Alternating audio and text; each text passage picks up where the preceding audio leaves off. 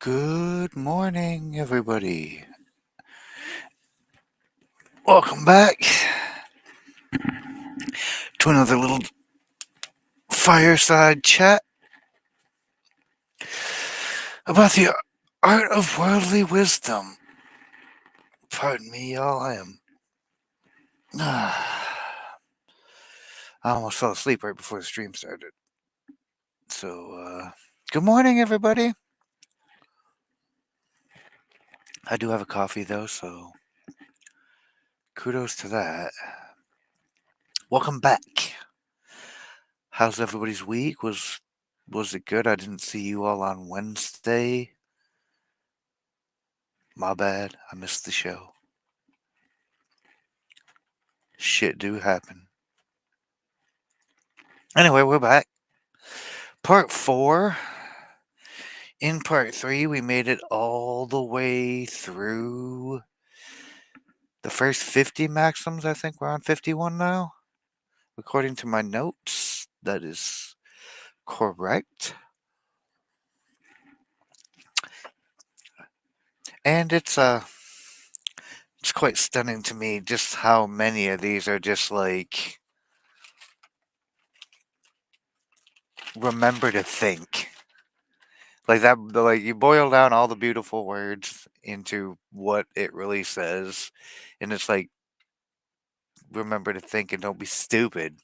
It's like, oh, well, that's really actually great life advice. Like it's worldly wisdom.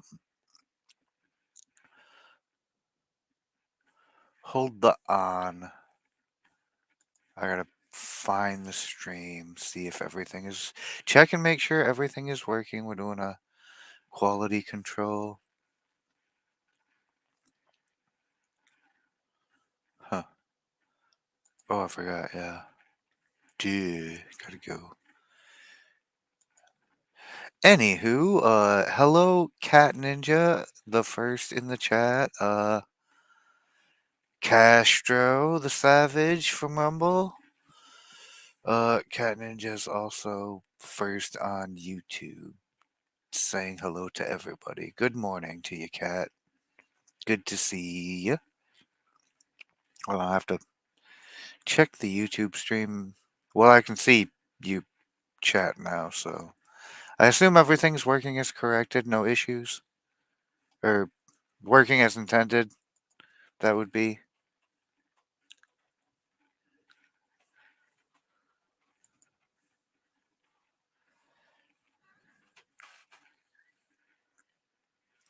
Alright. Everything is going. That's good. That's good. How's the audio quality? Decent? Too loud, too soft?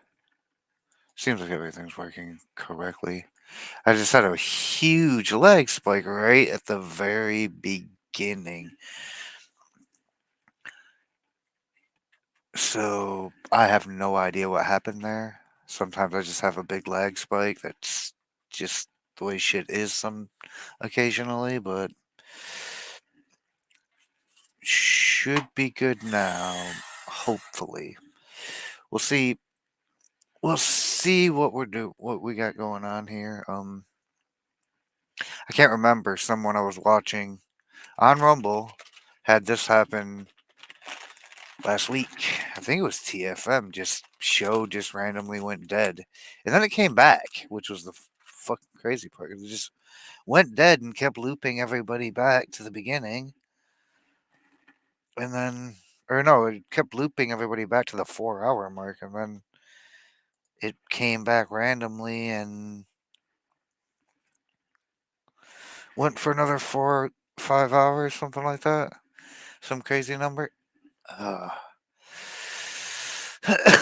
but anyway, everybody ready for a nice, relaxing wind down session of how to not be a dumbass in 300 laws or more. Good morning, Apocryphal. It's okay, you're on Rumble. You can say retard.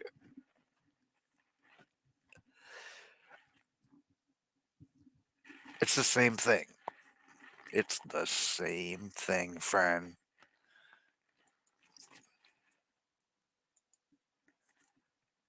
I got a book here somewhere. Hold on.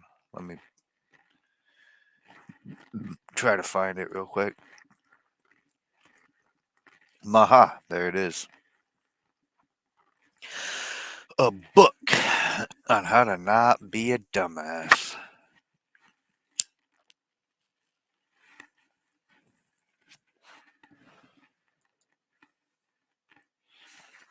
And Rule 51 for not being a dumbass is know how to choose well. Most of life depends thereon. It needs good taste and correct judgment. That'd be life. For which neither intellect nor study suffices. To be choice, you must choose, and for this, two things are needed.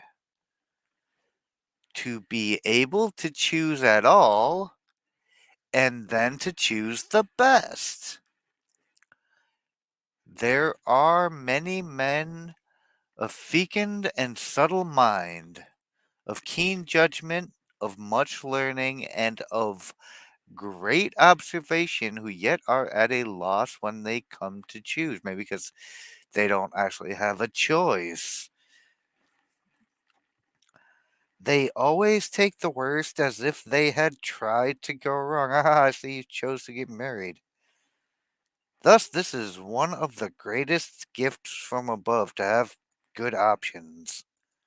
And to know how to pick good options is one of the greatest gifts from above. Absolutely. Oh, dang, that's supposed to be muted tab. I don't know why it's not a muted tab. Okay, everything is now. Stupid tabs. Oh, anywho. Oh, I've lost everything. Oh, there it is. Ugh. But what do you do in the case that you don't have a lot of good options? Say, for example, you live in, uh, let's think of a good country. How about uh, the United States? I know not everybody lives in the United States. I know that Cat Ninja lives in the UK, and I think AWR lives in the United States. Castro, I believe, lives in the US somewhere.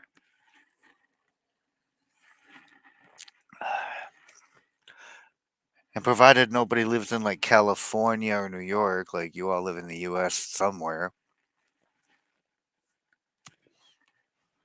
And what if November you were like given a choice on who you want to run the country? The most attacked man in history, or somebody who is not fit to stand trial for corruption but has been pronounced mentally sound to run the nation?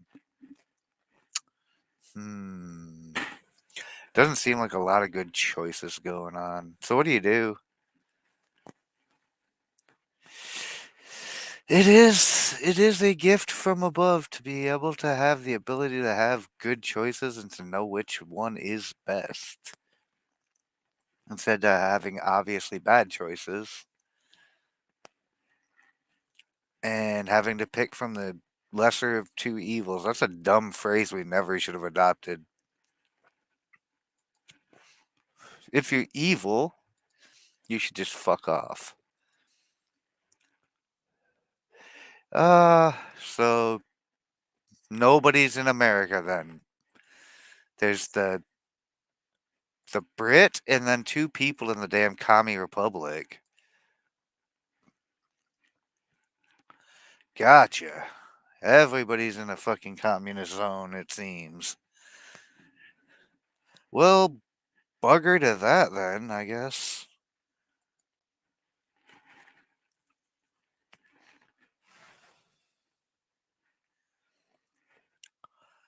52. Never be put out. 'Tis a great aim of prudence never to be embarrassed. It is the sign of a real man. First of all, Mr. Philosopher Guy, don't you proceed to try to tell me what a real man is. A real man decides what he is. He can piss off with everything else. He doesn't let someone else tell him what a real man is. That's ridiculous.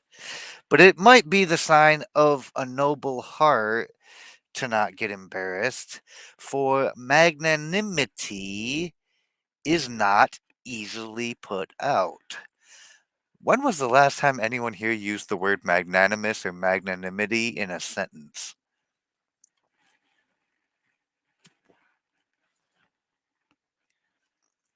The passions are the humors of the soul, and every excess in them weakens prudence. If they overflow through the mouth, the reputation will be in danger. Oh no, my besmirched reputation.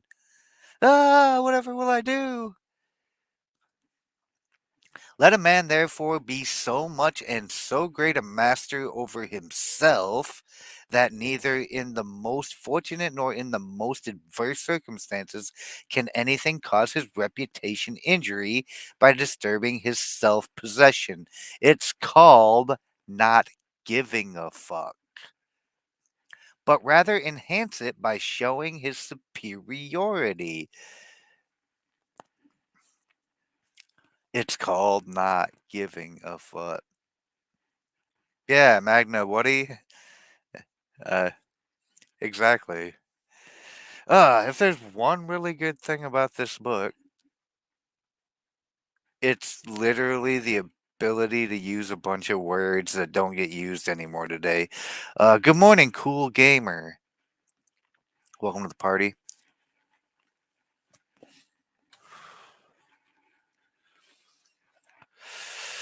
Sorry I missed everybody on Wednesday. I'm not going to apologize again, though. We'll get back to it. Sometimes shit happens.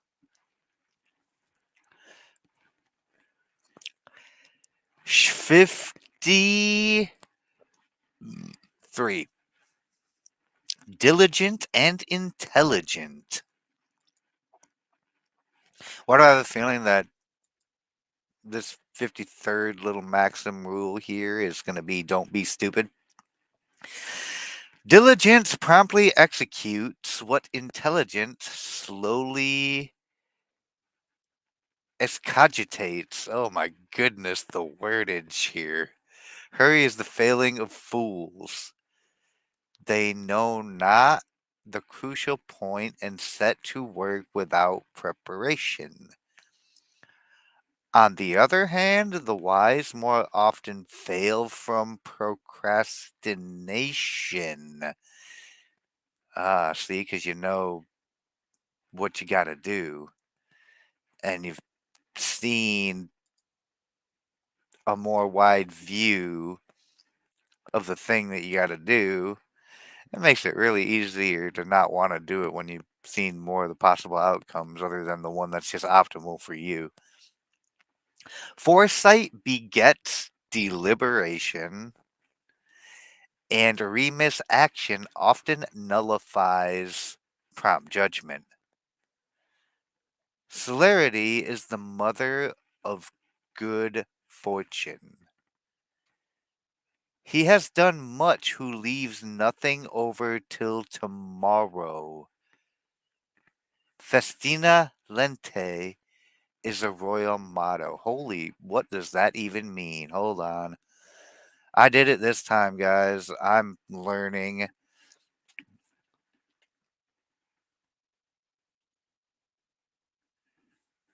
What the actual hell? So, according to dictionary.com, festina lente is Latin for make haste slowly. Is that like military where they say hurry up and wait?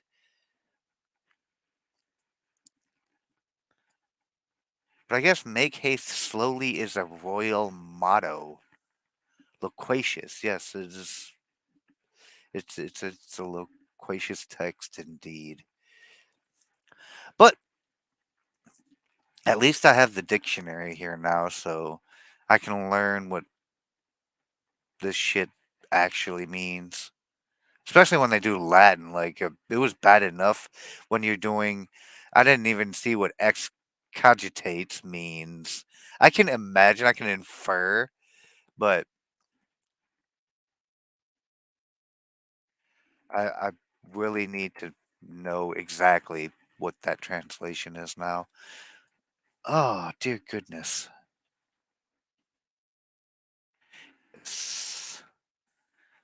Show me excogitate. To think out, to study intently and carefully in order to grasp or comprehend fully. Beautiful. It's literally to think about. So you're all excogitating way too much about this, especially me. I just excogitated all over myself. Learn the art of worldly words of worldly words of wisdom, word by word. Yeah, that's the way to do it. I mean, if I'm gonna get something, because these are, I mean, these are very well phrased. They're beautifully written, but when you boil them down to the core pretext, it's a really like, how about stop and think about it and don't rush into shit. Okay, that doesn't hit as hard though as all these additional bastardy words. Wordy bastard. I still like the way he says it though. Like Balthasar's a much better talker than me.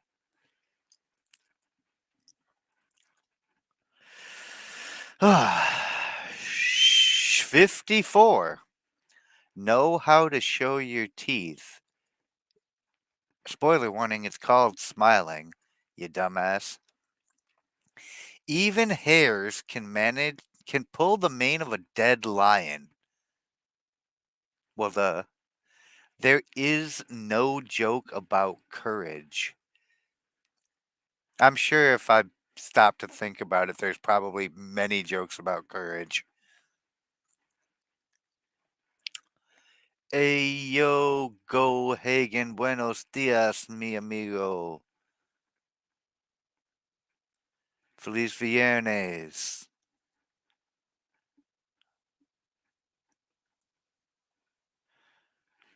Mr. Gohagan, also from the Communist Republic of California. Have we got any Americans in here yet? Like, I swear to God, everybody lives in some sort of commie hellhole. I mean, I'm in Michigan, so I can't really even say I'm not one of you, but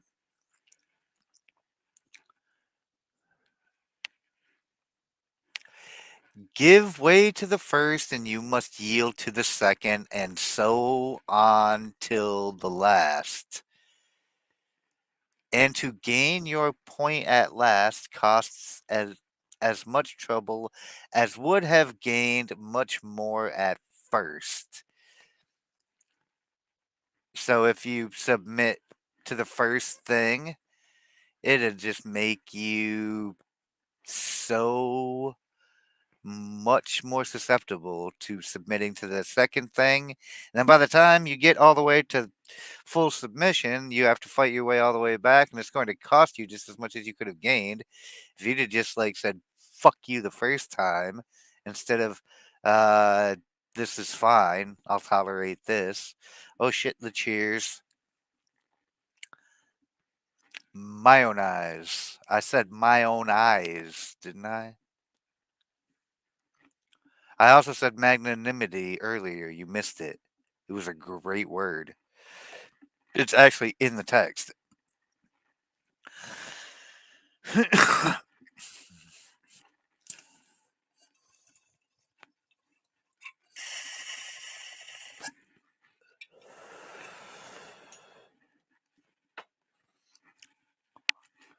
Good morning, Divinity.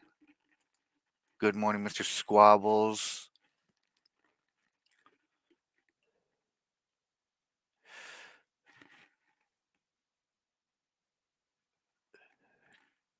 Great to see everybody. Moral courage exceeds physical. It should be like a sword kept ready for use in the scabbard of caution. It is the shield of great place. Moral cowardice lowers one more than physical. Like, you know how they say there's nothing to fear but fear itself? Like, the reality of things is always going to be much less taxing than the fear of doing the things, unless it's going to war, in which case that's probably way more taxing than being afraid of going to war. Many have had eminent qualities, yet for want of a stout heart, they passed inanimate lives and found a tomb in their own sloth. Wise nature has thoughtfully combined in the bee the sweetness of its honey with the sharpness of its sting. And I don't know why the hell that's relevant to anything. But that is thoughtful of nature to like give them the sweet honey and then the nasty stinger to protect it. M&M qualities, hard case outer shell, low quality inside.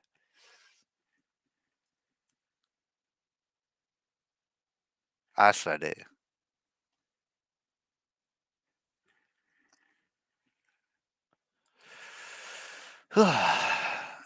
Man, not gonna lie to y'all, my neck hurts.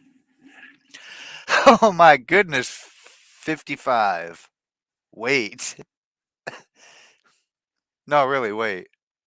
No, uh, I'm just gonna take another hit because y'all can wait.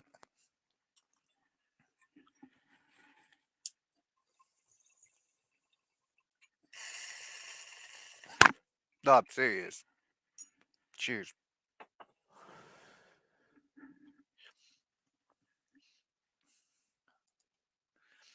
It's a sign of a noble heart dowered with patience, never to be in a hurry, never to be in a passion. Ooh, that's DarthHideous' problem right there.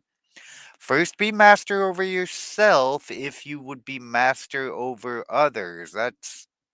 Yeah. You must pass through the circumference of time before arriving at the center of opportunity. A wise reserve seasons the aims and matures the means. Time's crutch effects more than the iron club of Hercules. God himself chastened not with a rod, but with time. He spake a great word who said, Time and I against any two. Fortune herself rewards waiting with the first prize.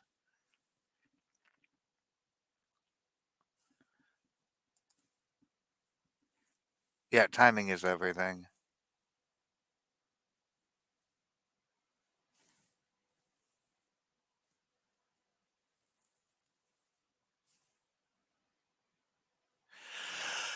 Good morning, Charlemagne. Good to see you. There's a lot going on in this little reminder to wait. But yeah, patience is a virtue, but sloth is a deadly sin. So, I mean,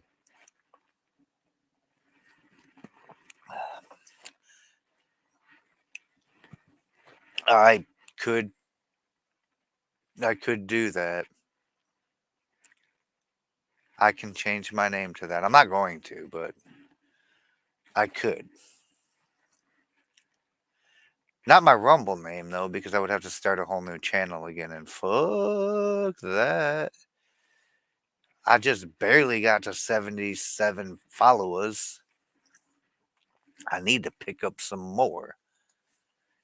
I'm racing somebody to 100, and there's no reasonable circumstance that I should win that race to 100. But if any of the 20 people watching in the lurker land haven't hit the follow button, help me win this race to 100 just so we can laugh. We're not that far off. And I'm not patient. I'm gonna pass through the circumference of time and arrive at the center of opportunity much quicker by just being forward about it. Who, me? Who, me? 0 to 100 real quick? Me? No, not me. Not me, man. I go 0 to 85. I never go full retard. But yeah, I do that pretty quickly.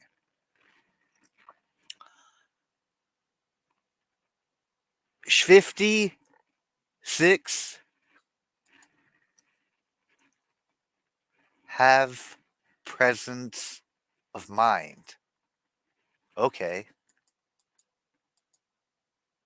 This is going to be tough for most people. Sorry. Not you guys. You guys are going to be fine. But if people find this randomly and they're not of a thinking mind, having presence of mind is probably the single most difficult personal trait to master is mastery over oneself. The child of a happy promptitude of spirit. Owing to this vivacity and wide awakeness, there is no fear of danger or mischance. Many reflect much only to go wrong in the end. Others attain their aim without thinking beforehand. There are natures of anti peristasis who work best in an emergency. They are like monsters who succeed in all they do offhand, but fail in aught they think over. A thing occurs to them at once or never. For them, there is no court of appeal. Celerity wins applause because it proves remarkable capacity, subtlety of judgment, prudence in action. That's a fun word. Let's do that one next.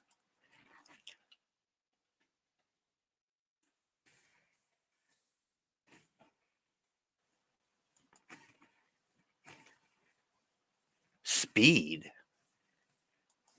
Speed, speed, speed. So be having presence of mind to do.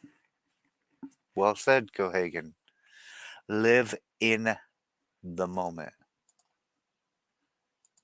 And be conscious of the moment at all times so that when there comes time to make that decision that you don't have time to sit and think about, you've already got a really good idea of what you're going to do with that anyway. This is the creepiest shit you've ever said. And you have said a lot of creepy shit since I've known you. But I have to learn to stop spending my spirit to peek in at others. That's not how the spirit's supposed to work. It's not supposed to be doing peeking. By the way, that's not even the type of peeking that you do at others. That's the type of peeking you find at the top of a mountain. You gotta use your two eyes to do the peeking. Two Y's. You don't peek, but why would you peek in at others? Like, are you trying to dominate them? Frog it. Welcome to the party. Frog it.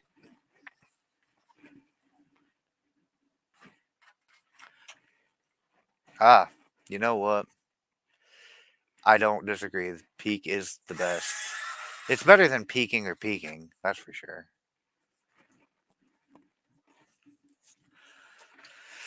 But don't be a pinnacle peeker. That's all I say.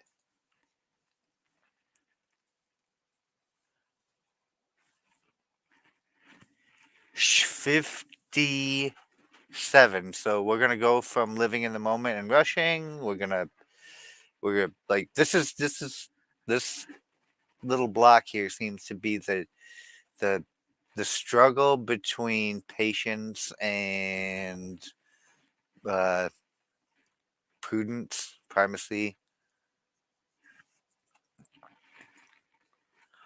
Slow and sure. Early enough, if well. Quickly done can be quickly undone. To last an eternity requires an eternity of preparation. That seems a little bit hyperbolic. Only excellence counts. Now, that I can get behind. Only achievement endures. Well, failure doesn't. I mean, failure endures, but it's not what you want to endure. Profound intelligence is the only foundation for immortality. Worth much costs much. The precious metals are the heaviest. Ooh, heavy shit right there, my guy.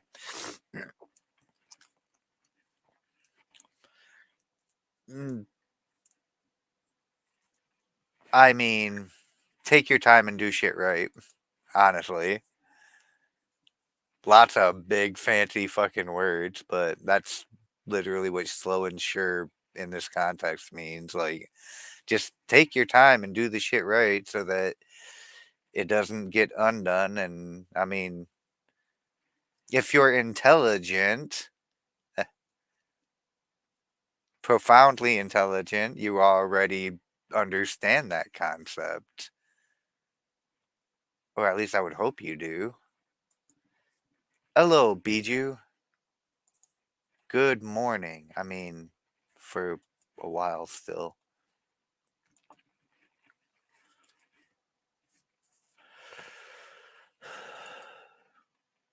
Let's do a head count. We got 15 on the Rumble team. Shout out to yous guys. We got 6 on the YouTube side. And one person still watches me regularly on Twitter, although I think this time that person is actually me. I might be the only one watching myself on Xbird. If one nukes the world, that's hard to undo. Japan managed to do it twice.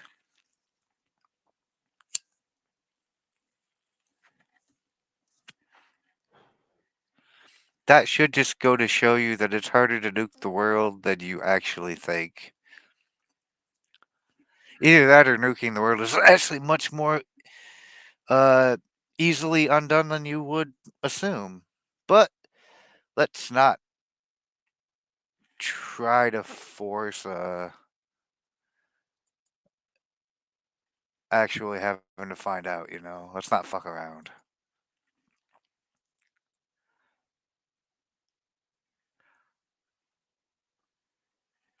40, 50, 58, not 48, 58.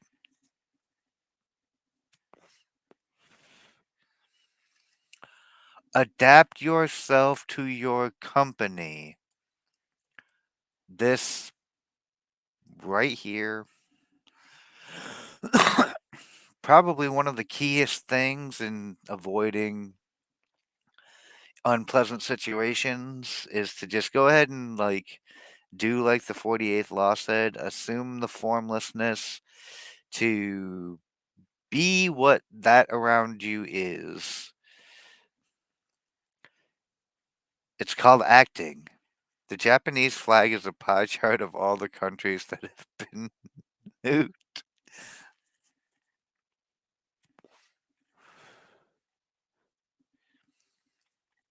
Oh. Except for that's not entirely accurate, though, is it? Those are just the ones that everybody knows about. Like, pretty sure the U.S. government nuked South Carolina at some point in the 60s, and nobody knows about it. Completely unintentional, of course. Brandon Herrera did a whole video. Well, uh, yeah, he did a whole video regarding the safety we've had with the nuclear weapons that nobody talks about, like the giant issues there. I would definitely recommend it.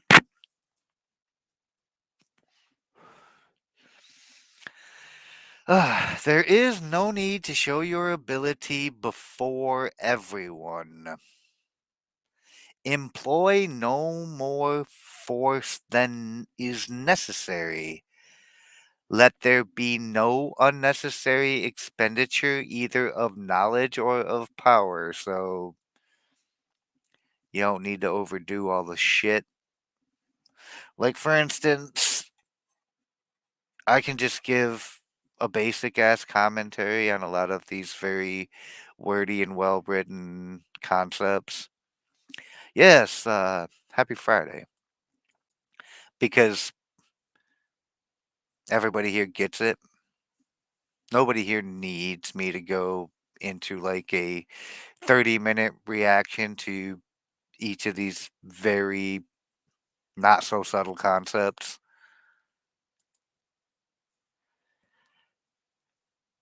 The skillful falconer only flies enough birds to serve for the chase.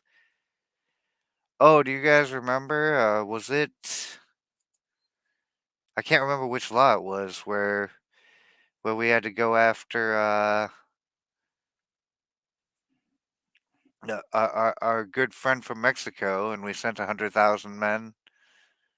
Uh, I'm blanking the the guy's name all of a sudden, but that's what we call excessive force in the face of like, yeah, didn't really need to do all that with the big conventional full military and shit and make us the embarrassment of the world.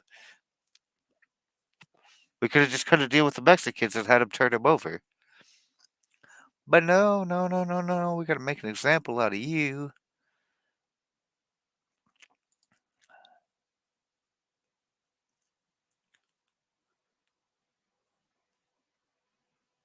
If there is too much display today, there will be nothing to show tomorrow. So keep a couple tricks up your sleeve.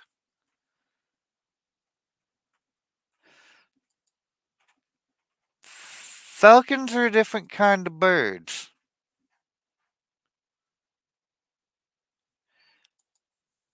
And I don't think squabs would like to be heard by falcons. I'm just saying.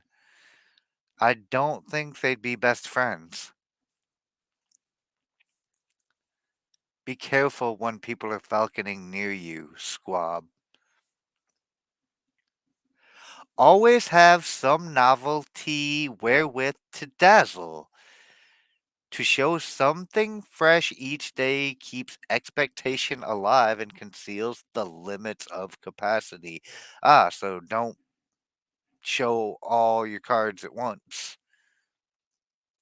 because then nobody will be impressed. That's a life hack. Uh, you might think like excelling in like your job is going to it's going to impress people, when in reality they're just like they might be impressed at first, but then they're just going to come to expect that all the time, and then you've just like basically done a whole bunch of additional work for what boils down to no additional pay or appreciation. So only do what you need to do. Don't do a single bit more. Just saying. Unless you want to, in which case, by all means. But you might want to try to negotiate a little better on that in that regard. Don't do shit for free, like, or at least don't do for free what you should be getting paid for. And yeah, always keep some shit up your sleeve to dazzle them tomorrow.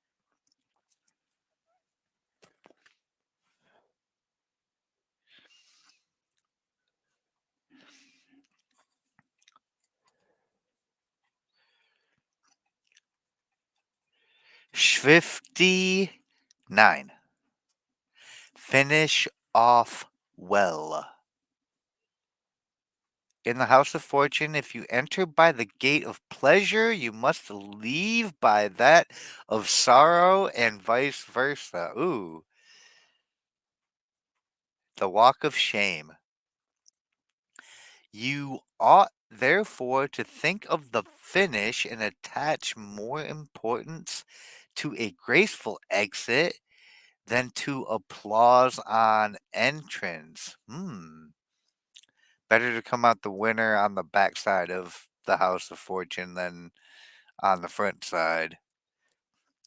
'Tis the common lot of the unlucky to have a very fortunate outset and a very tragic end. Because we don't consider the people who start off at the bottom and then get here. We don't consider them a tragic story. They're considered a success story because, like, starting with nothing and getting everything is considered success. Starting with everything and ending with nothing is considered a fail for specifically the reason that it is. And it is a fucking failure.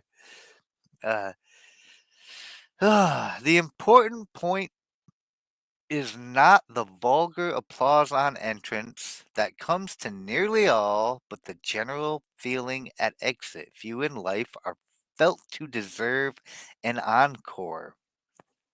Fortune rarely accompanies anyone to the door. Warmly as she may welcome the coming, she speeds but coldly the parting guest. Yeah, no one likes premature finishing at all. Good morning, Texas Jen. Oh, perfect timing. I mean, premature arrival, fashionably late. Good morning, good morning.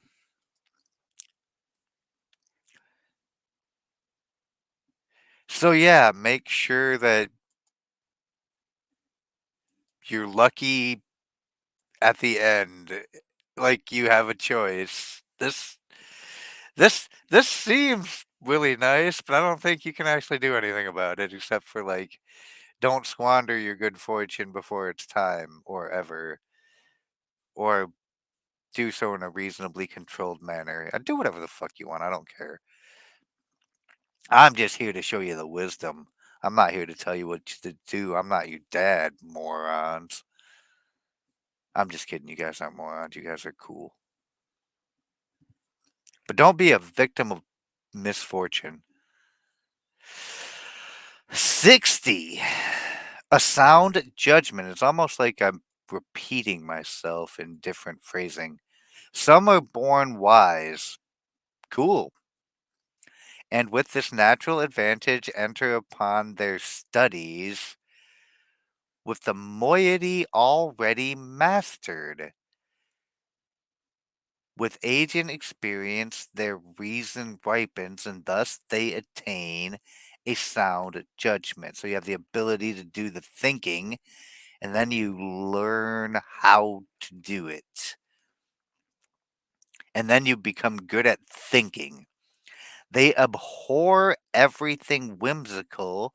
Well, that's not entirely fucking true or prudent, sir, as leading prudence astray. I mean, if it's a matter requiring prudence, we abhor the whimsical, but we like fanciful things too. In fact, one would argue that you need to be born wise to appreciate fanciful things or to be able to create fanciful things to be appreciated. Like most average people don't create like amazing art. It's the exceptional that do these things. Especially in matters of state. Yes, we abhor everything whimsical as leading prudence astray, especially in matters of state where certainty is so necessary. Oh, imagine imagine if anybody in the state had some worldly wisdom or was born wise or intelligent or any of that shit, not wildly corrupt. Owing to the importance of the affairs involved. Oh shit. Such men deserve to stand by the helm of state either as pilots or as men at the wheel. So smart people should run the government. Go Hagen, would you please get copies of this book to every member of like every government agency that exists? If you're still out there, like it don't have to be physical copies, just like I don't know, let me know where I can find the list of emails and I'll just email PDFs of this to all the congressmen every single day. I don't know about Gohagen for king, but Gohagen for emperor sounds nice. But king, though, we're gonna have to talk about king. We could make him emperor, though, and we can make Texas Gen vice emperor,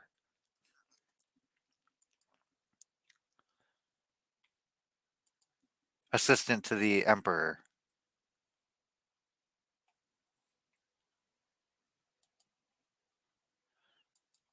Why is this not scroll? Oh, there it is.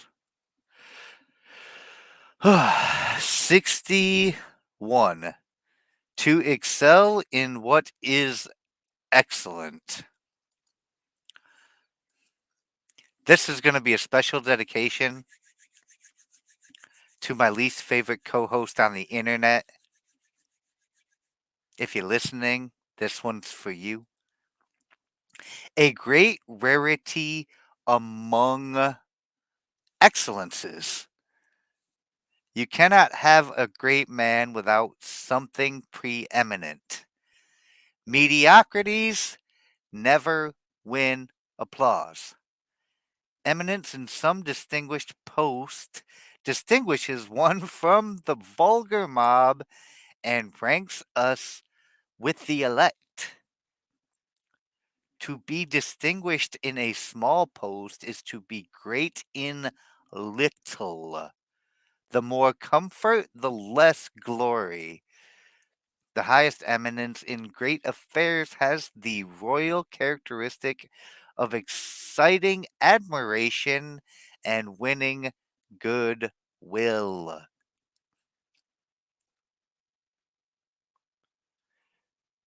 Small mouse and good morning to you. Oh yeah, good thing that dedication was. I mean, now that I think about it, like everybody could go ahead and just try to excel at excellence and be excellent. Like,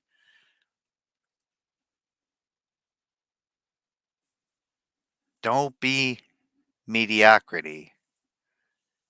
That never wins any applause.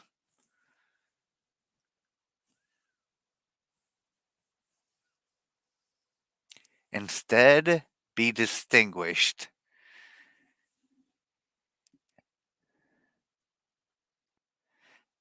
and have all the highest eminence in the biggest affairs and whatnots. Because I said so. It's too late. I don't know. We just had an election and we elected Go Hagen as emperor and Texas Jen as vice emperor. So we're not going to have a president. We're going to do the emperor vice emperor system. Squab Mike could be a regional governor, but that's at the pleasure of the emperor and vice emperor.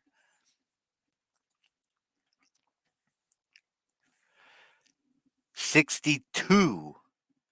Use good instruments. None of that metric shit. Some would have the subtlety of their wits proven by the meanness of their instruments.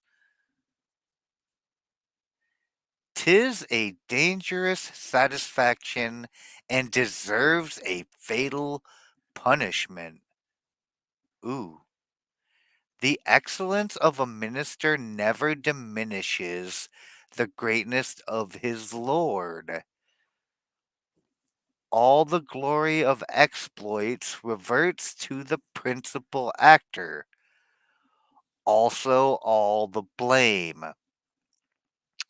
Fame only does business with principles. She does not say, this had good, that had bad servants, but this was a good artist, that a bad one. Let your assistants be selected and tested therefore, for you have to trust them for an immortality of fame. So, when you're the one in the spotlight, you know,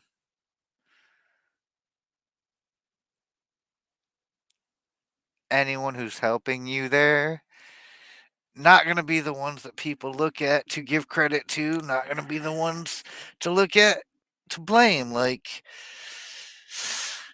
the entity of the office of the President of the United States has got like 12 cabinet members and countless other bureaucrats surrounding them at all times, but when shit hits the fan, like that's the guy everyone's looking at is the guy in the main chair. Nobody remembers the name of any of the shit hats in the second, third, fourth chair, so on and so forth.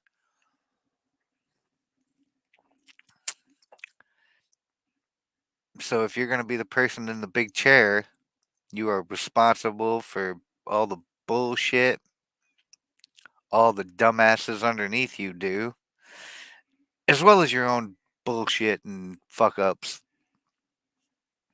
Because that shit's all gonna fall back on you.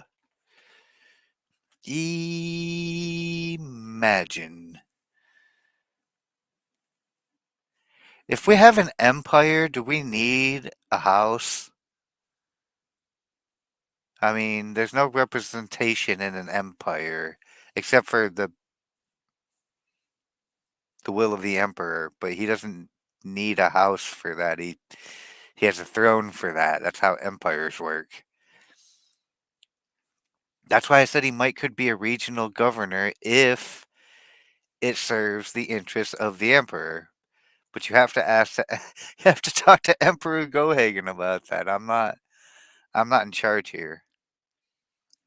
There might be a House of Lords. I mean, that would be like when he appoints the regional governors. Like they could make up the House of Lords because they would be the lords of their territory, right? So I suppose he could have like a council. Again, it's all up to the emperor. We'll see what he wants to do about it. Like I think we lost him. I think he does like a real life thing some days, like a job. Star Wars model run. I mean, I'm not running anything. I've not. I have managed to appoint everybody else to run this whole shit for me. I got an emperor. I got a vice emperor. We found one regional governor. Might need more. Like, but I'm not doing any of it. I'm just reading. Everyone else is like doing the emperor. Yeah, Gohagen's probably busy emperoring. That's right. He's new and there's a lot to do. So I mean, I'm sure the moment he realized he was appointed emperor by DarthHideous of all people, he immediately went to making changes, mostly to the tax code, mostly afuera.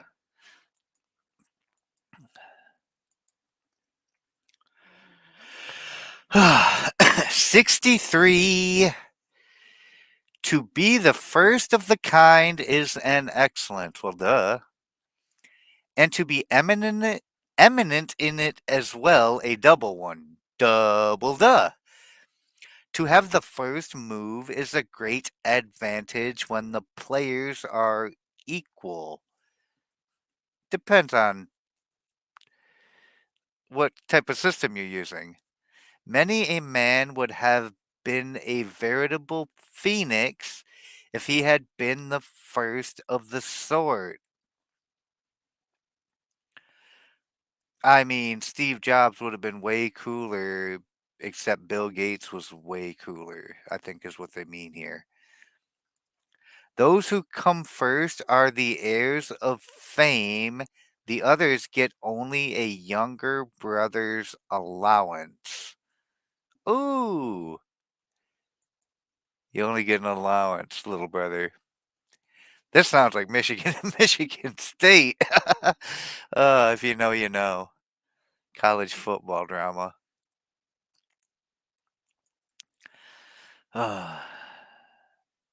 Whatever they do, they cannot persuade the world they are anything more than parrots. The skill of prodigies may find a new path to eminence, but prudence accompanies them all the way. By the novelty of their enterprises, sages write their names in the golden book of heroes. Uh, does anybody know where I can get a copy of the golden book of heroes? I think I just realized what I want to read for the next book once I'm done with this. Because, man, oh man, I'd like to know whose names are written in the Golden Book of Heroes. And hopefully by the time I get to the end of it, I'll find my name like way at the back, like one of the new heroes of the Golden Book.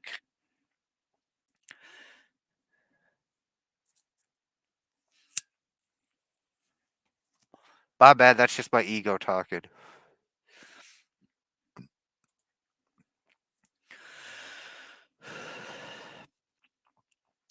Some prefer to be first in things of minor import than second in greater exploits. I mean, there's a case to be made for that. Like, would you rather be known as the guy who invented like 100 little things that may not be anything super important? Or would you forever want to be historically the guy who helped somebody else create a world change, like you're the guy who helped Bill Gates write Microsoft. Like, everybody knows who Bill Gates is. He is the guy who created Microsoft. But who are all the people who assisted in that? Because he didn't just do all that shit by himself, and he certainly they don't run that empire by himself anymore. Like, but you don't know who all these other people are from the very beginning. Like, I mean, if you're a super nerd, you know this shit. But if you're just a average everyday person, you've heard of Bill Gates, but you don't know anybody else involved in the creation of Microsoft. So, like, I can see why people would rather be first in things of minor import, because there's some notoriety in being first in minor import than there is and some people want notoriety. If notoriety isn't your goal, if fame isn't your thing, then maybe you go for the fortune of being second in greater exploits. And sometimes knowing when to go for the fame and when to go for the fortune is part of the prudence of good discernment, which I think is what we're trying to figure out here, or at least what Gracian is trying to explain to us.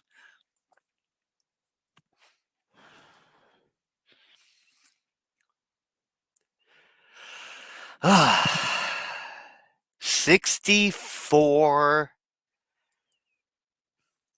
is a message from God, y'all, to everybody here. Avoid worry.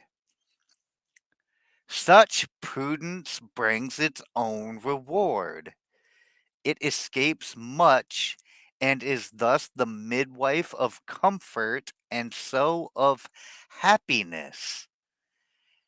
Neither give nor take bad news unless it can help. Some men's ears are stuffed with the sweets of flattery, others with the bitters of scandal, while some cannot live without a daily annoyance, no more than Mithridates could without poison. It is no rule of life to prepare for yourself lifelong trouble in order to give a temporary enjoyment to another, however near and dear. You never ought to spoil your own chances to please another who advises and keeps out of the affair, and in all cases where to oblige another involves disobliging yourself. 'Tis a standing rule that it is better he should suffer now than you afterwards and in vain.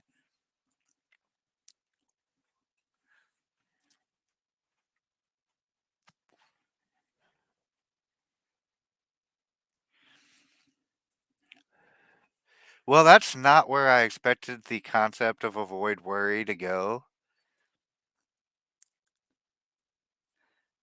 Because there was the first half of it, I get it, and I get the second half. I don't see how that's like,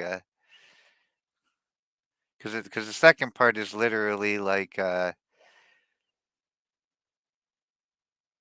don't do shit for people that wouldn't do shit for you, or won't do shit for themselves, or will just let you do all the shit. So don't worry yourself with a bunch of other people's bullshit, and don't worry yourself with the random bullshit of the world. I mean, God's got this. Like, so I don't need to worry about nothing. And to the extent that maybe you're not like convinced that God's got this, or maybe you don't believe God's even a thing, I would ask you this: What has worrying about a thing ever gained you other than anxiety, high blood pressure, gray hair, like all negative byproducts of anxiety and worry? Like, don't worry, be happy. It's good advice just in general. I mean, it's tough not to worry, especially when being cognizant and aware, paying attention keeps us alive. Like, keeps us in our meat suits anyway. Oh, damn it. I have spilt the coffee. This is unstinking fortunate. I will be. Oh, never mind. I've got I've got it taken care of. We are we are fucking gravy. It's almost like I prepared to spill the coffee ahead of time. How prudent of me.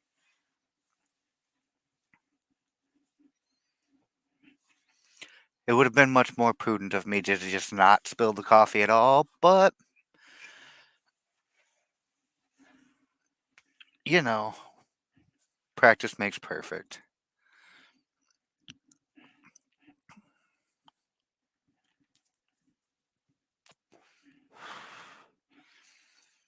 65. Elevated taste. You can train it like the intellect. Full knowledge whets desire and increases enjoyment. You may know a noble spirit by the elevation of her taste.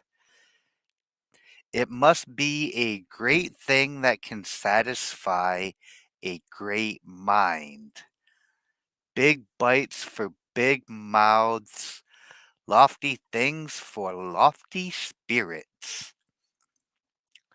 Before their judgment, the bravest tremble, the most perfect lose confidence. Things of the first importance are few. Let appreciation be rare. Taste can be imparted by intercourse. Giggity, giggity.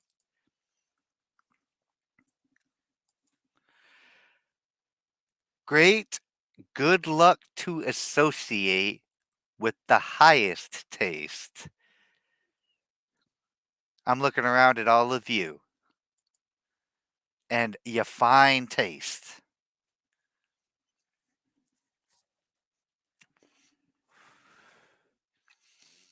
Yeah, I fucks with it.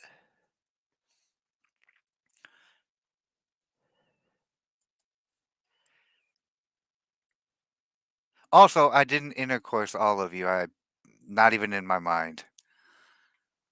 So get that out of your head, you dirty degenerate perverts.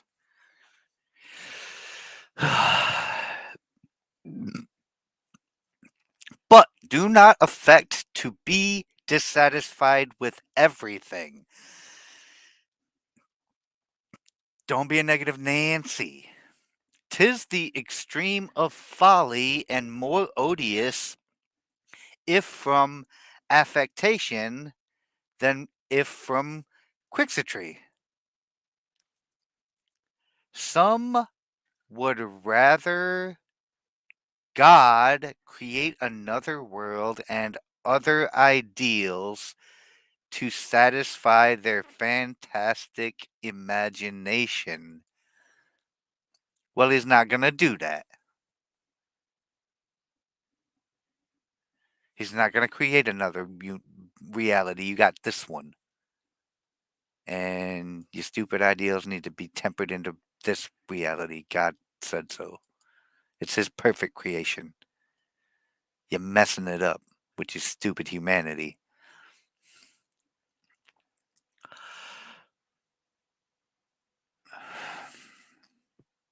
66. 66. I love that they're all in Roman numerals. It makes my head hurt.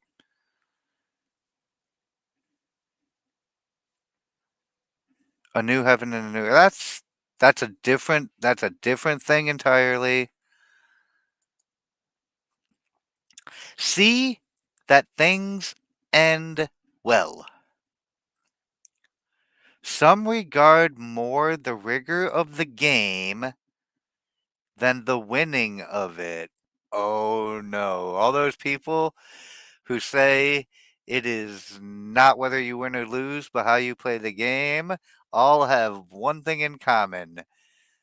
They don't win the fucking game. That is a cope. How you play the game is a cope for people who don't win the game. And as somebody with a competitive nature, I know this. It sucks when you don't win the fucking game. But to the world, the discredit of the final failure does away with any recognition of the previous care. Yeah, if you don't win, nobody gives a shit that you played valiantly and you enjoyed the game like you lost. The victor need not explain. The world does not notice the details of the measures employed, but only the good or ill result. Yeah. Uh, Effort means shit. You don't get an A for effort, you get an A for doing the thing. That's how things work in the real world. You lose nothing if you gain your end. A good end gilds everything. However unsatisfactory the means, and I wouldn't go that far, but some people would. The more unscrupulous the people, the more they would. Sometimes what seems as a loss is really a win, and sometimes when you win, you really lose everything as it's meant to be. But yeah, people don't measure effort though, they measure results. Like the reality doesn't measure effort, it measures results. And some of your perceived results might be incorrect in their original perception, but they're measurable. That's the point. There are end results. You've won, you lost. Like the perception might be incorrect about the nature of it, but the effort is not measured. uh, I wouldn't go anywhere because Klondike bars are gross. But if someone brought one all the way to me, I might still eat it because I have no self control. Thus, at times, it is part of the art of life to transgress the rules of the art if you cannot end well otherwise. To quote the late, great Eddie Guerrero, I lie, I cheat, I steal. Oh, wait, was I just quoting the federal government of the United States of America and Eddie Guerrero? Hmm. And all the other liars, cheaters, and thieves. Like, it's not exclusive, but that's basically what it says here is sometimes it's better to cheat to win than to take the L. Because a good W gilds everything, even if the route there is marred by controversy. As long as you win, you get to write the history.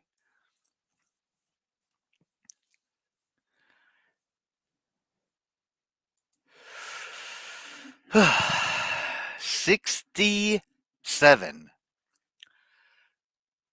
Prefer callings and evidence. Most things depend on the satisfaction of others. Esteem is to excellence what the zephyr is to flowers, the breath of life. There are some callings which gain universal esteem, while others more important are without credit. That is like the difference between the engineer who builds the bridges and the celebrity who does the TV show. Like, one of these things is objectively more important than the other, but one of them is coming with a lot more esteem. Intolerance. You lie, cheat, and steal, and I tolerate you. You lie, cheat, and steal. I cannot tolerate you.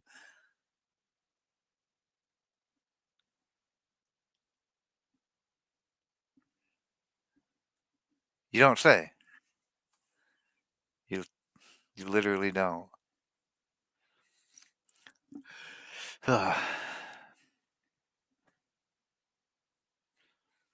The former, pursued before the eyes of all, obtain the universal favor. The others, though they are rarer and more valuable, remain obscure and unperceived, honored but not applauded. Among princes, conquerors are the most celebrated, and therefore the kings of Aragon earned such applause as warriors, conquerors, and great men. An able man will prefer callings and evidence which all men know of and utilize, and he thus becomes immortalized by universal suffrage. When they say suffrage in this, they don't mean voting rights, but it does say suffrage, and it means universal approval.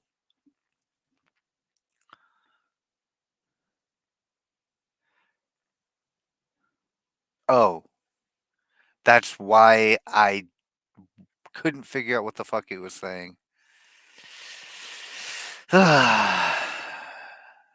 Because I would need all the lyrical context for that, and still, because I can't hear it,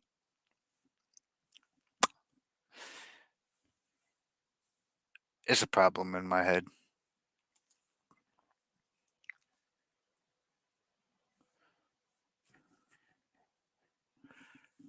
68. It is better to help with intelligence than with memory.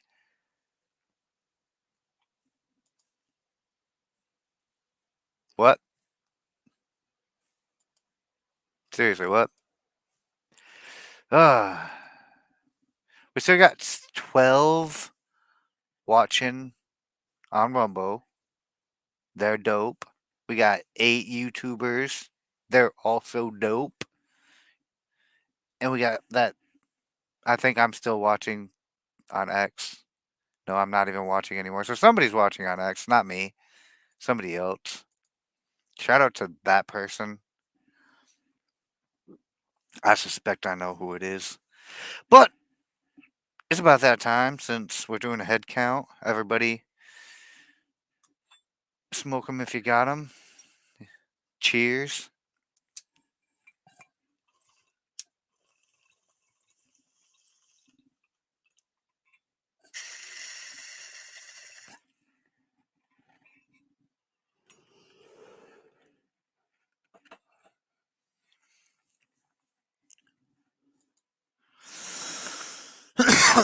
Now that I've done enough stalling, time to help with your intelligence. Hmm.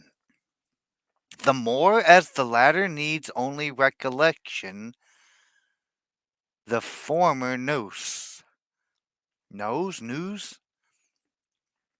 Many persons omit The apropos because it does not occur to them. A friend's advice on such occasions may enable them to see the advantages. 'Tis one of the greatest gifts of mind to be able to offer what is needed at the moment. For want of that, many things fail to be performed. Share the light of your intelligence when you have any, and ask for it when you have it not. Imagine sharing that gift.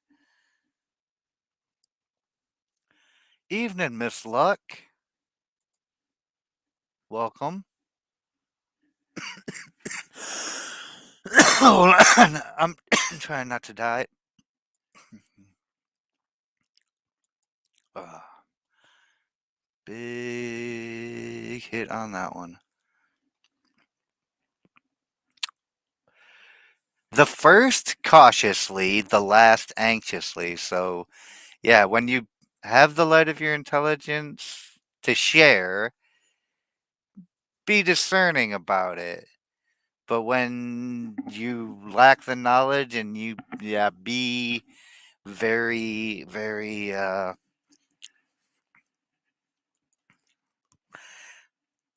anxiously committing to it. Give no more than a hint. This finesse is especially needful when it touches the interest of him whose attention you awaken. You should give but a taste at first and then pass on to more when that is not sufficient. If he thinks of no, go in search of yes. Therein lies the cleverness, for most things are not obtained simply because they are not attempted. What the fuck does any of that mean? Uh, there is a lot there, and I think Gracian might have been drunk when he wrote a couple of these.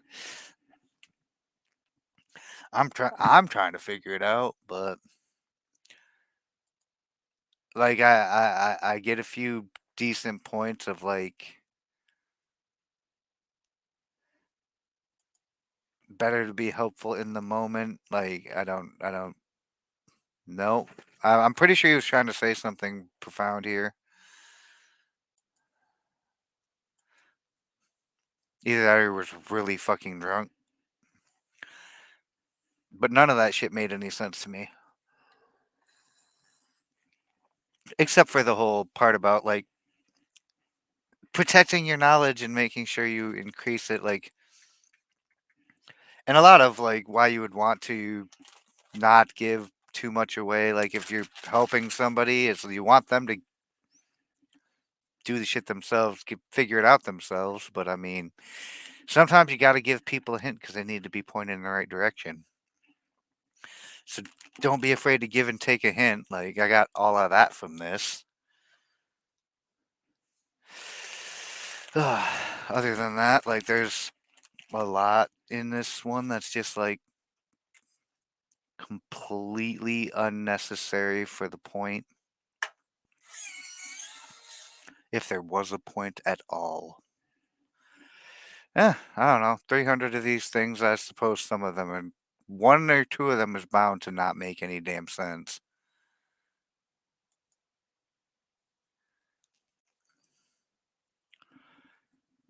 But I'm not going to fret too much over it. I'm going to move on to ba-da-ba-ba-ba 69.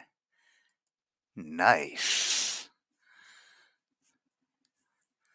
Y'all knew I had to do it. Do not give way to every common impulse. Ah, son of a bitch. Do not give way to every common impulse. I literally just read the number 69. Nice. I suppose I failed already. He is a great man who never allows himself to be influenced by the impressions of others. Yeah, there's a whole school of thought about not giving a fuck. Self reflection is the school of wisdom. To know one's disposition and to allow for it, even going to the other extreme as to find the just milieu between nature and art. Self knowledge is the beginning of self improvement. Yep. Introspection, self awareness. That's the beginning. That's when you like. But to have it, you have to be discerning and you have to be honest about like what you need to improve on, what you can embrace as a strength. A lot of people struggle with that. They're either overly critical or not nearly critical enough. Most people are completely devoid of the concept altogether. There be some whose humors are so monstrous that they are always under the influence of one or other of them, and put them in place of their real inclinations. They are torn asunder by such disharmony and get involved in contradictory obligations. Oh no, my lag spike's going off. That damn shit froze up.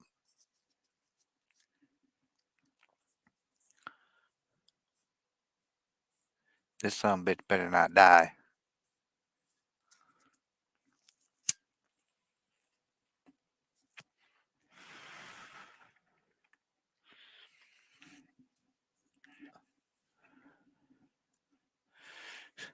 Sorry, y'all, if this is, I don't know if y'all can even hear me because the whole shit's done froze up.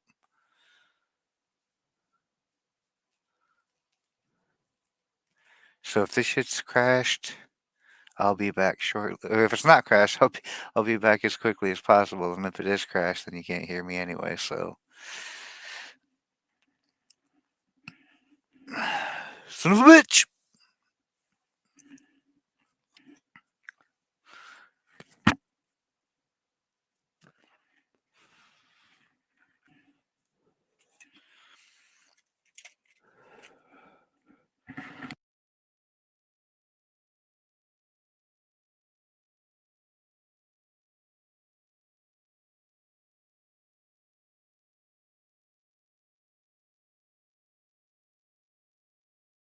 Oh my goodness.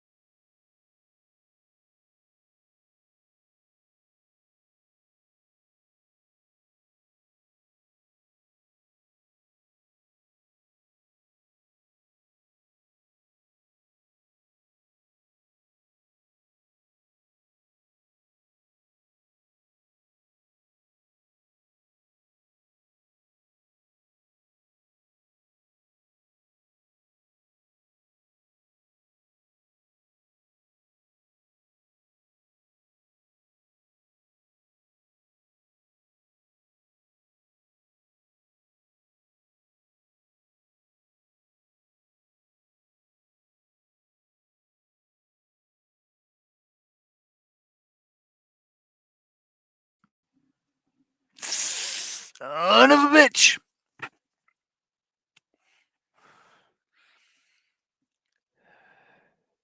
Hi, everybody. Am I back? Are we back? Are we so back? I believe we're so back.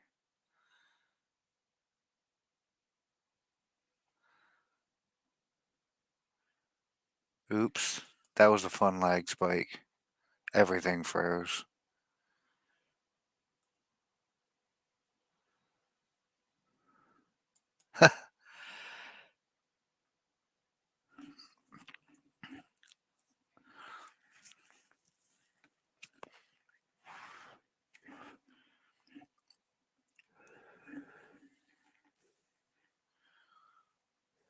Okay, I'm gonna try to get the book back up now. Give me a second. Sorry about that. That was a whole mess of a problem.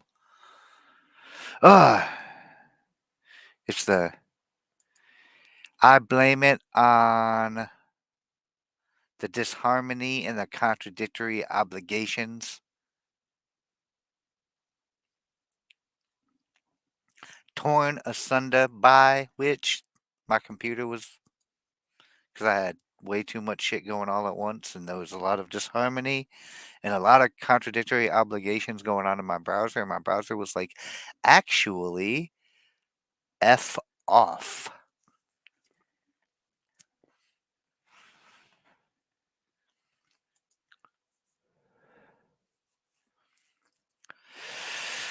Such excesses not only destroy firmness of will, all power of judgment gets lost, desire and knowledge pulling in opposite directions. So, since I got distracted and kind of forgot what the hell I was talking about. Oh yeah,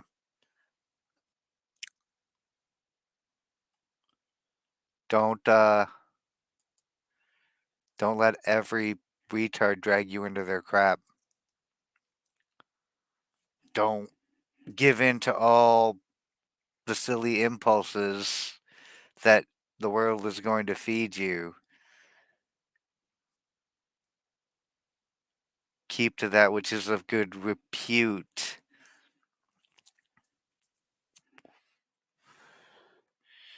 No, we were not talking about Baloo.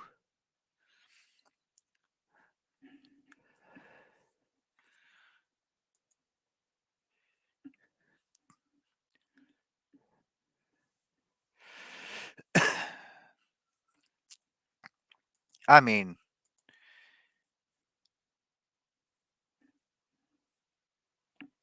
knowing how to use your discerning nature to not be dragged into a whole bunch of given a whole bunch of fucks about a whole bunch of nonsense is it's definitely tantamount to good life management. Like, don't need to say too much more on it. This one right here, though, number 70, know how to refuse. I don't even think I need to read this one. But why would I want to know how to say no? One ought not to give way in everything, nor to everybody. Duh!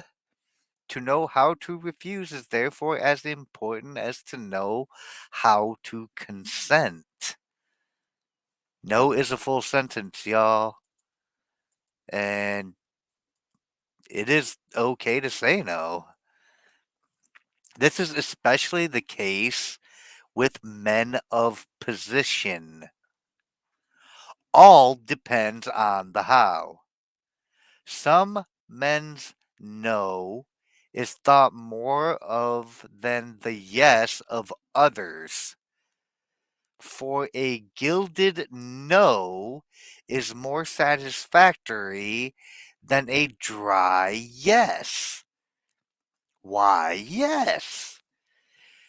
There are some who always have no on their lips. They should be running the government.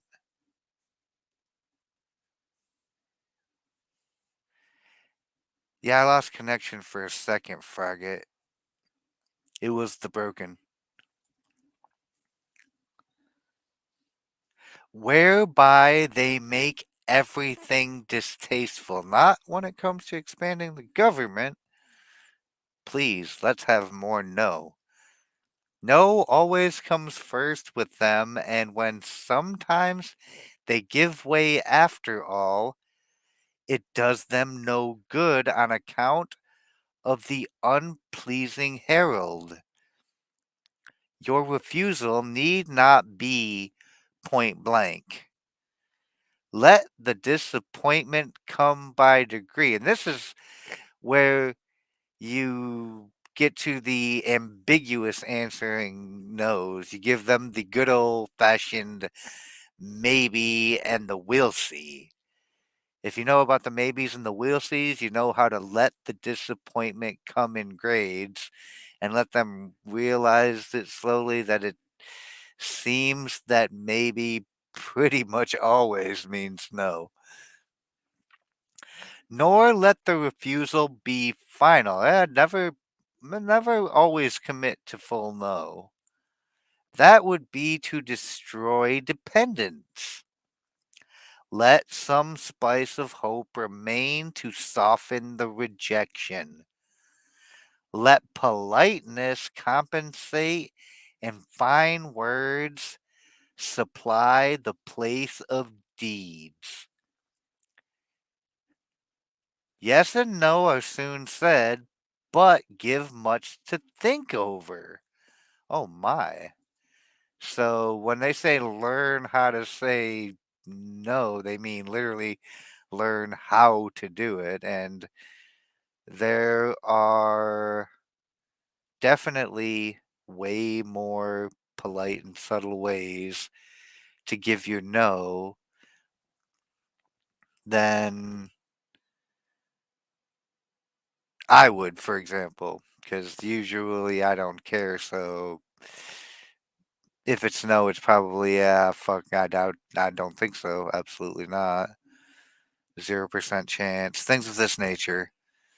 But you can be more diplomatic about it, and you can soften the blow and maintain the hope and let them down gently. Sometimes you have to do that. If you don't have to do that, it's just it's more expedient not to.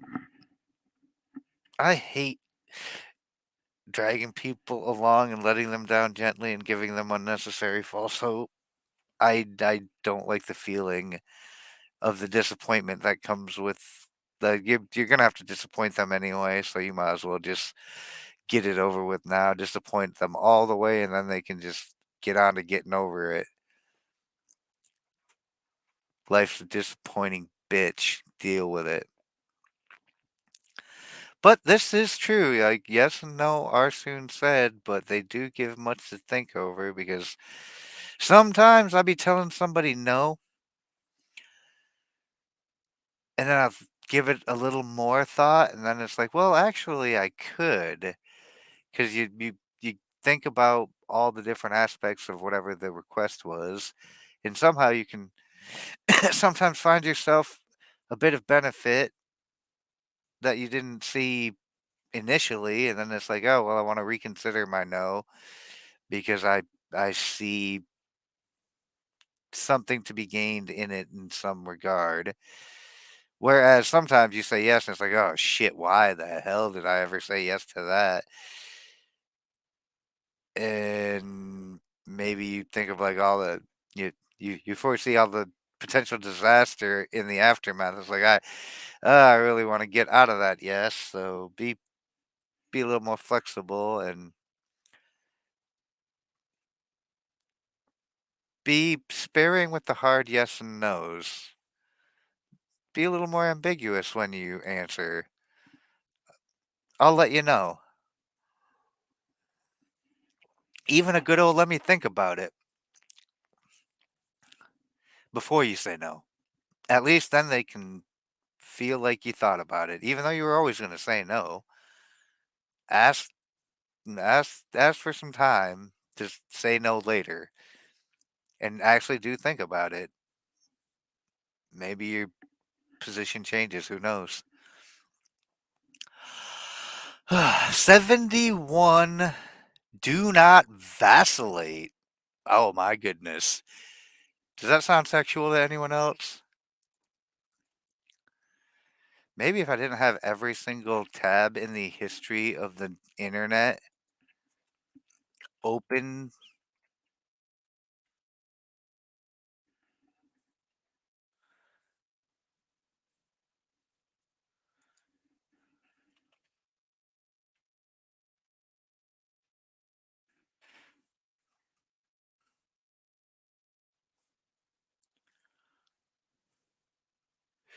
Vacillate.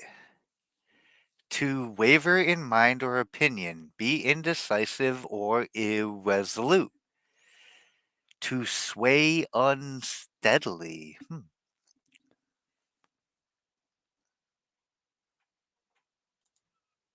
Interesting. Yeah, it did sound sexual. Now it just sounds sad.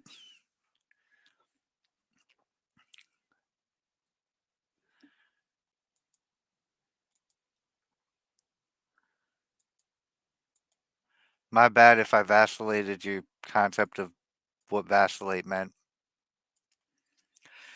Let not your actions be abnormal, either from disposition or affectations. An able man is always the same in his best qualities. He gets the credit of trustworthiness. If he changes, he does so for good reason or good consideration. In matters of conduct, change is hateful. There are some who are different every day. Their intelligence varies, still more their will, and with this their fortune. Yesterday's white is today's black. Today's no was yesterday's yes. They always give the lie to their own credit and destroy their credit with others. That's called being a flip flopper. Some might know it as being a politician, someone who has like a waverably flexible non position on anything. They vacillate all over your expectations.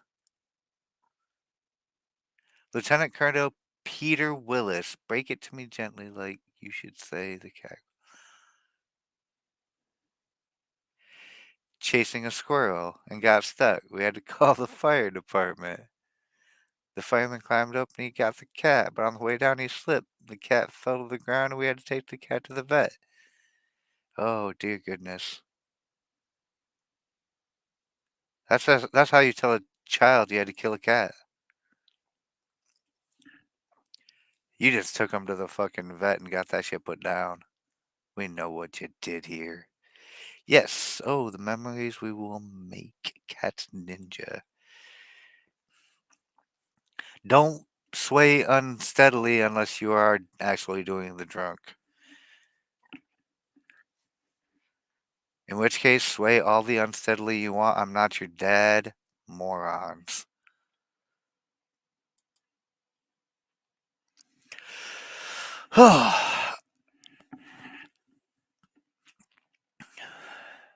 But yeah, there's everything to be said for being consistent. And if you have to change your position, having a reasoned argument as for why. Those people who just parrot and they don't believe anything, they'll just say whatever the thing at the moment is. That's that's not there's nothing excellent about that.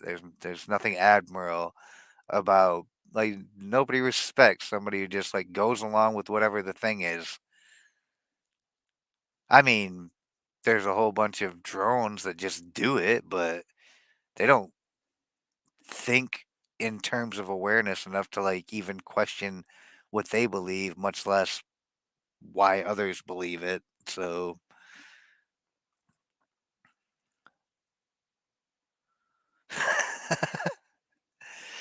yeah, if you have to pick a religion, don't choose liberal. I mean, liberalism is not the religion of the wise and discerning. I have not seen this movie. I don't actually get this, but the reference is hilarious. It got way funnier at the end.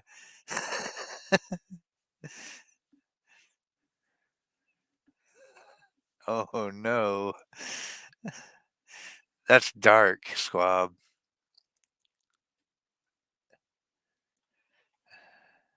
That is dark. 72. Be resolute. Bad execution of your designs does less harm than irresolution in forming them. Really? Streams do less harm flowing than when dammed up. Oh, yeah, my stream also does less harm when it's flowing than when it's all lagged up. I get it. There are some men so infirm of purpose that they always require direction from others, and this not on account of any perplexity, for they judge clearly, but from sheer incapacity for action. We have a term for these people. They're called lazy. They constantly need to have somebody cracking the whip on them because they have no motivation. We call them lazy. It needs some skill to find out difficulties, but more to find a way out of them. There are others who are never in straits, whether they be dire or otherwise. Their clear judgment and determined character fit them for the highest callings. Their intelligence tells them where to insert the thin end of the wedge, their resolution how to drive it home. They soon get through anything as soon as they have done with one sphere of action, they are ready for another. Affianced to fortune, they make themselves sure of success. Yeah, if you're good at shit, shit's easier for you. uh, Practice being good at shit, and shit will be good for you. But also, work on being intelligent. Try not to be a fucking moron, and life will be easier for you. It's a hack.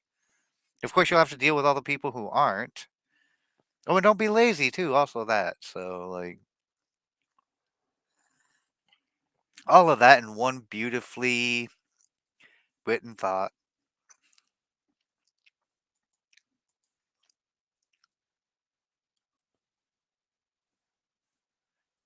Be strong of mind and of will. There's that too. 73. Utilize slips. That is how smart people get out of difficulties. They extricate themselves from the most intricate labyrinth by some witty application of a bright remark. They get out of a serious contention by an airy nothing or by raising a smile. You just this is the diffusing situations by doing a humor. especially if the shit's really tense. Like that's a really awesome tool. Like if you're having a debate that's getting more and more heated, and then you just go ahead and throw a slide of funny in there, you can diffuse that tension real quick, and then you can get things back into a more chilled the vibe. Most of the great leaders are grounded in this art. When you have to refuse, it is often the polite way to talk of something else. Sometimes it proves the highest understanding not to understand.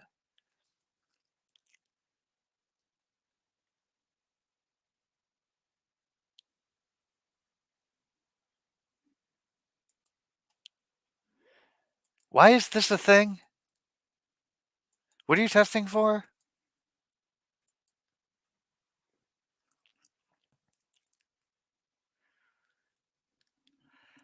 74.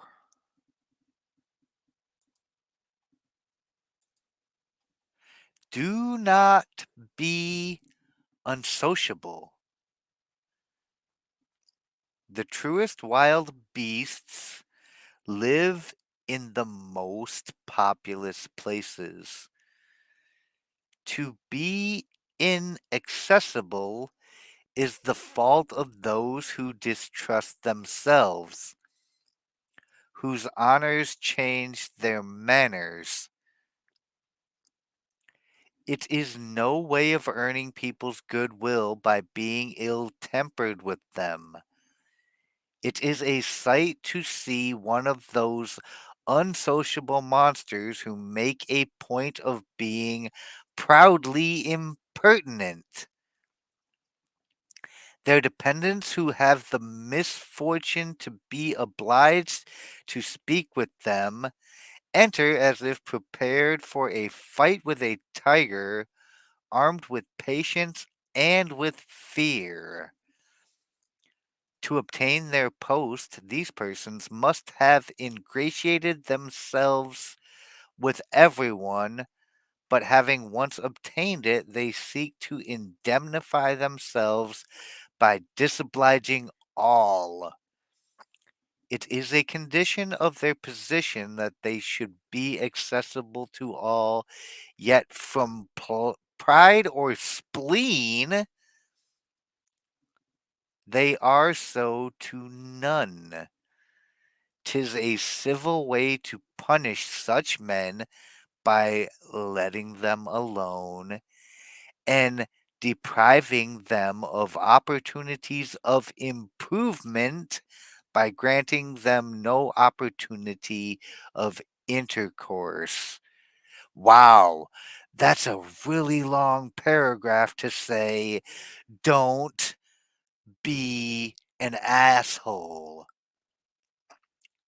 And if you happen to have to deal with an asshole, don't engage with the asshole any more than you must. Because being an asshole is not going to win you friends and influence people. And the best way to rebuke an asshole is to just not give them any chance to get any better. Just leave that asshole alone. Not not your asshole, an asshole. Don't be asshole. Don't be China. China is asshole. 1 hour, 55 minutes. And the very next one is 75. So that gives us what, 24, 25 on the day? Something that of that nature. I think these are timing out pretty well at 25.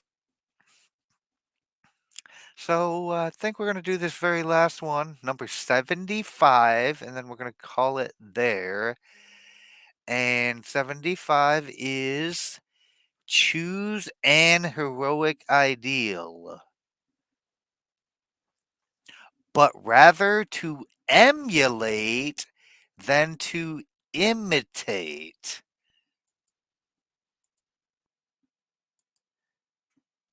Does anybody know what the difference between these two words are? Because imitate and emulate can be mistaken as being the same thing. They're not. I'm not sure your heart is as much into this one as with the laws, Darth. I like the big words, though. You know what? I mean, I didn't really have a format plan for this. Like, the laws is really good for giving a format, and it's well formatted in itself to give a commentary on. A lot of this is repetitive. A lot of this is it's good sound bites and great clips, but it doesn't lend itself to a great format at all. It's more fun to talk about though because some of what chat imparts is great. Some of it's humorous and it's nice to exercise the brain muscles even if it is just using a bunch of words that I don't ever see and will never see again, like vacillate. But I mean, some of the concepts I actually want to get into, like the difference between these two words in this last particular little maxim that we're doing, number 75 here.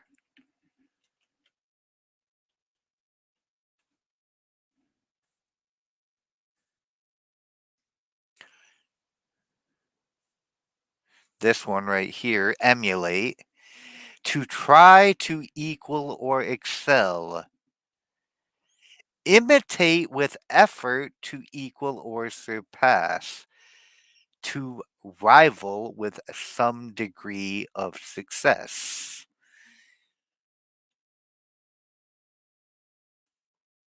Imitate. To follow or endeavor to follow as a model of example. To mimic or impersonate. So don't just mimic, excel.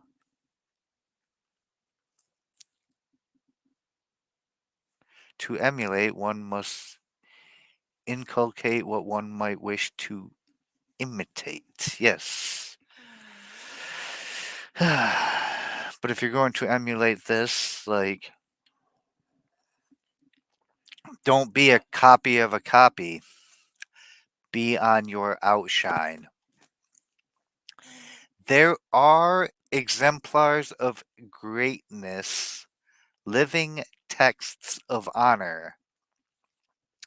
Let everyone have before his mind the chief of his calling, not so much to follow him as to spur himself on.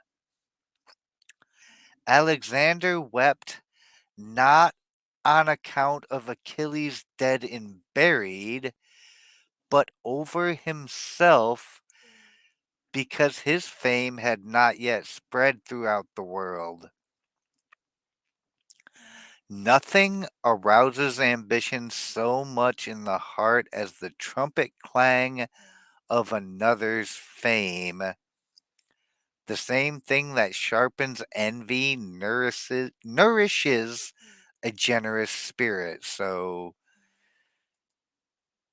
oh damn it, I didn't even switch the damn button back to the share this tab instead. Damn it.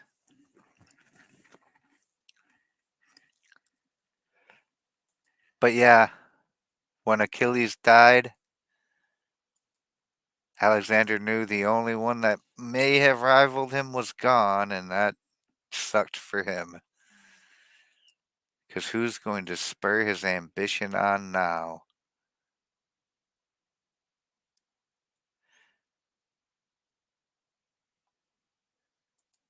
So find yourself a rival to emulate and then surpass them. Live righteous or give a pound of flesh to the Baphomet? I don't. That's yeah. There's music notes here. Swab, you might be right that this isn't got as much of my heart in it. I'm also in a bit more of a I don't know, like I'm actually in some physical pain in my neck right now. That's not helping right now either, but the 48 Laws was an important thing to me. This was more fun and just the more hanging out, you know. I might get back to a real serious project for the next one, but the 48 Laws was a giant freaking undertaking, and it took for damn ever to get through it. And I didn't want to have another one of those right after I had one of those. Like, it's good to be ambitious and to do things that are of important or of great import, especially to you. But like after finishing that, I just wanted to do something that I could chill, enjoy a similar thinking type of climate, but not worry about taking it too seriously. This is not a book that I've ever read before. So I'm actually getting to read it for fun while I discuss it with you guys. It's for enjoyment more so than it is for education. It's selfish enter edutainment for me. And hopefully some entertainment for everybody else, and if you guys get to learn like the definitions of some uncommon freaking words, yeah. Like I said, I've got a few other things that I want to do for the fireside reading chats, the little library sessions that like the meditations is an important one. The Prince is an important one. The Art of War is an important one. I have all that on the list still, but I want to mix in some less serious, more fun vibes that just more of the hanging out and or at least more casual. Because not everything needs to be a giant like serious production. Sometimes we can just chill and have fun. That said, you should join me and Squab and Company on Sunday when we do the Jesus talking with the frogs and Digger. Like that's the rest of the company. I think we might. There's a possibility that we might have some additional a guest or two this week. I hear you can get in trouble for that, Schwab. I heard weasel face lawyer guy. I can never remember his name. DUI guy. I heard he did that, and his stream got taken down. He had to upload it to his locals only. I think something like that.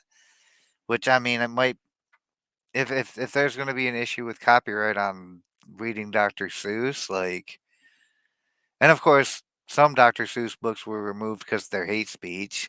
Those would be the first ones that I'd read. So not only am I copywriting, I'm hate speeching.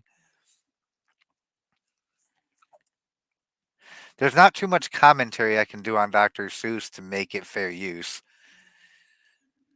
I can at least do commentary on the 48 Laws, give my opinions and thoughts and whatnot. Ugh. So no, I don't think I'll be reading Dr. Seuss.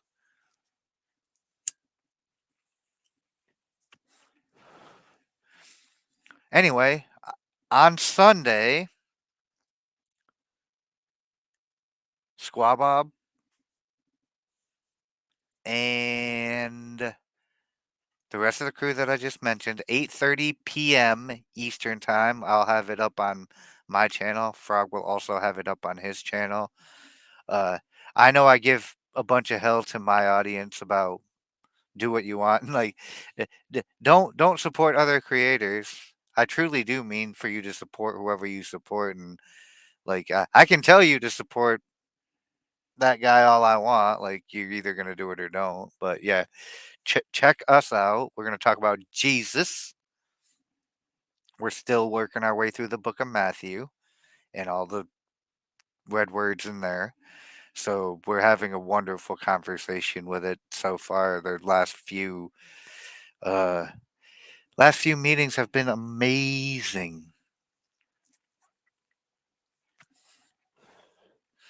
Stop looking in robin's nests. But I've seen green eggs. That's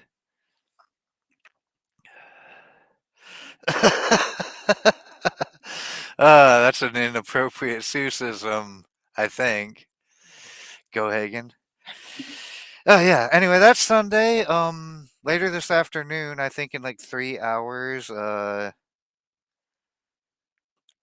my good homie Divinity and her mediocrity are going to go over the Rumble policies, and I don't know if they're going to have a counter of how many of them I've violated and broken. But let's just get into what Rumble says they stand for, which is free speech, and what their policies actually indicate are two different things. Yeah, this Sunday, what is it really? It's the day we do church. Sunday. It's the one after Saturday before Monday. It's the day we do our little study, our little Bible study group.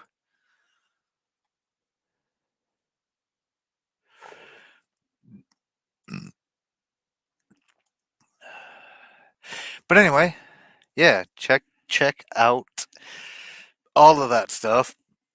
Is there anything else that needs promoting coming up that I'm not aware of?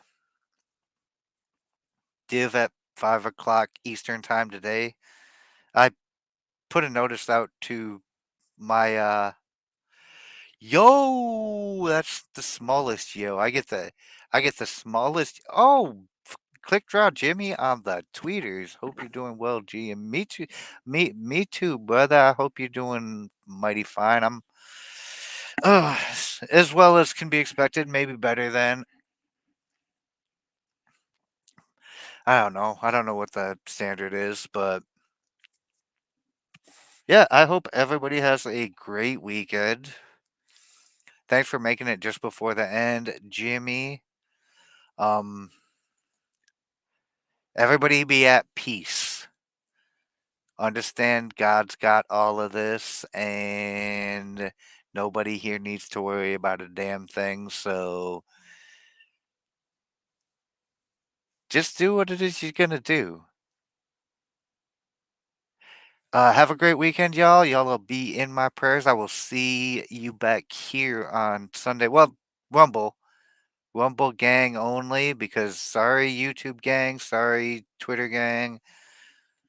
The the spirituality stream is a Rumble exclusive.